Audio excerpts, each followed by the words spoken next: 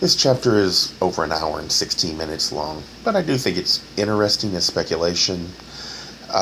So I'm going to go ahead and do it. I won't put a whole bunch of comments on it, but I will point out things that are similar so that maybe it might make some sense.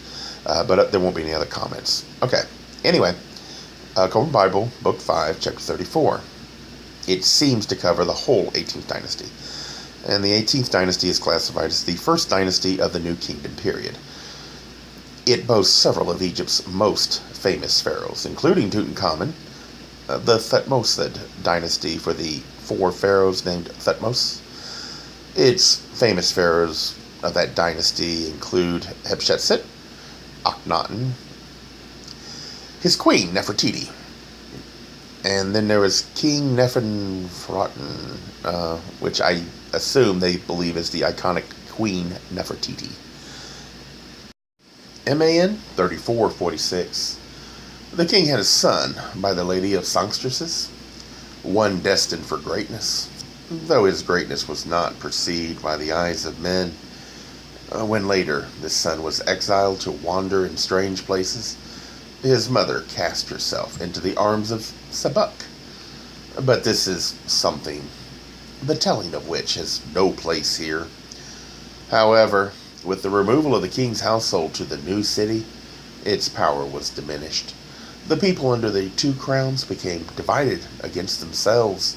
The rulers became unsettled in their post, and there were revolts in the colonies towards the east. It was a time of unease because of the dispersion of the power. Now also because of the most grievous wickedness of the pharaoh, all the protecting divinity of his blood, which, though diminished by the generations of willfulness, yet remained potent, was dissipated. Thus all the land suffered and was restless. MAN 3447. Then it was that some of the faithful from the city of the old royal residence, not from the new one as told, contacted the eyes and the ears of the king, so that the pharaoh was counseled to take himself a wife. In this manner alone could the clamor of the people be stilled, and their hearts put at ease. It was then that the high priest at the temple of the visible light, by a cunning move, brought the young princess, called Narfare in our tongue, before Pharaoh. She was a temple maiden, daughter of a king, and one devoted to the great god Silence.